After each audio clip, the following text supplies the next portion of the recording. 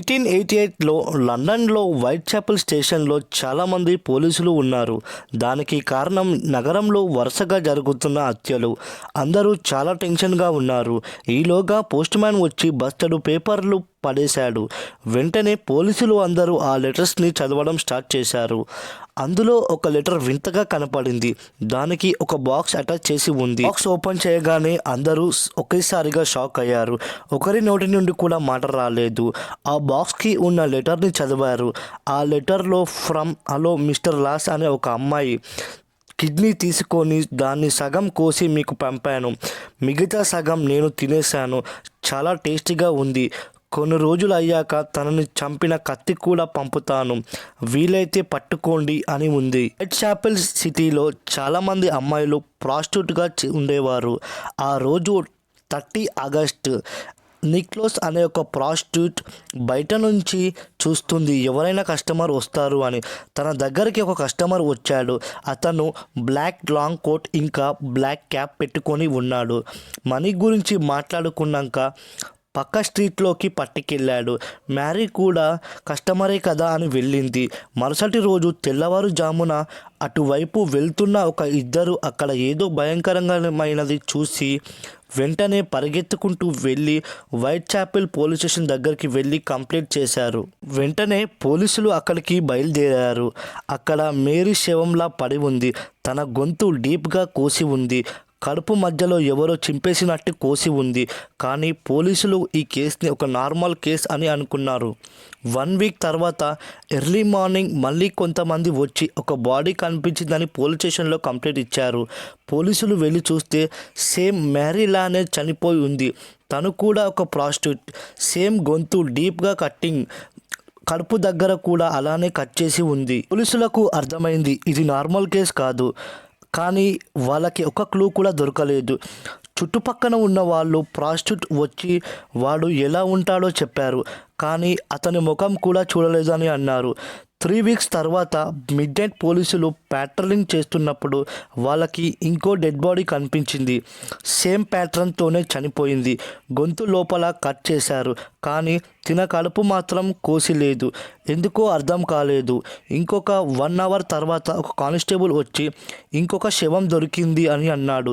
వెళ్ళి చూస్తే ఆ బాడీ కడుపు కోసి ఉంది. పోలీసులకి పిచ్చెక్కి పోయింది. ఇలాంటి ఇన్సిడెంట్ జరగడం వల్ల వైట్ చాపెల్లో పోలీసులు పెరిగారు. కేసుని బాగా స్టడీ చేశారు.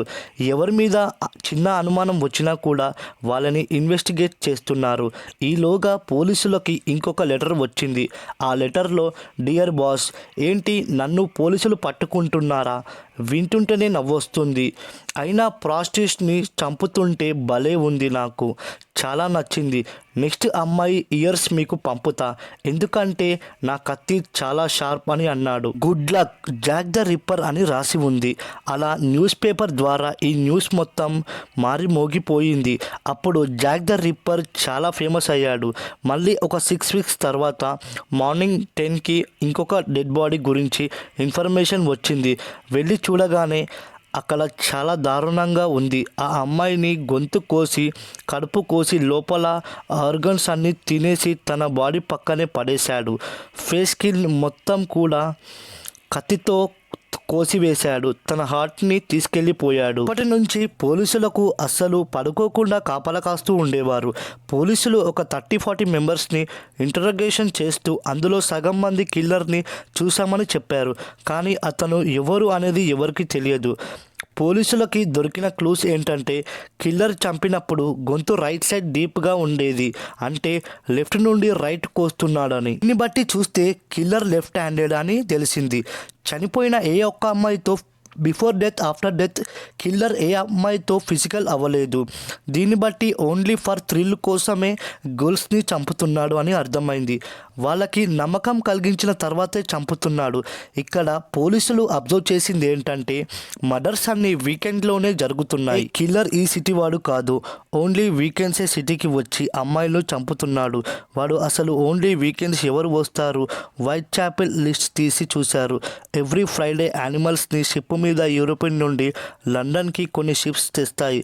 అవి మళ్ళీ తిరిగి వెళ్ళిపోతాయి. సో ఇదంతా చూసి డెఫినెట్లీగా ఆ కిల్లరే షిప్ ట్రిప్లోని యానిమల్స్ని కొట్టేవాడు అని అనుకున్నారు. పోలీసులు ఒక కంక్లూషన్స్కి వచ్చారు. ఎందుకంటే ఆ కిల్లర్ కటింగ్ చాలా ప్రొఫెషనల్గా ఉండేది. అందుకే జాక్ ద రిప్పర్ ఎవరో కాదు, ఒక బచ్చర్ అని చెప్పారు. కానీ జాక్ని పోలీసులు పట్టుకోలేకపోయారు. జాక్ కూడా ఒక 5 మర్డర్స్ చేసి దాని తర్వాత మర్డర్స్ చేసుడు ఆపేశాడు. ఇప్పటి వరకు అతన్ని పట్టుకోలేకపోయారు పోలీసులు. ఇప్పటికీ కూడా అది ఒక మిస్టరీగానే మిగిలిపోయింది. ఫ్రెండ్స్, ఈ వీడియో మీకు నచ్చితే లైక్ చేయండి. ఛానల్ని కొత్తగా చూసేవాళ్ళు సబ్స్క్రైబ్ చేసుకోవడం మాత్రం అస్సలు మర్చిపోకండి.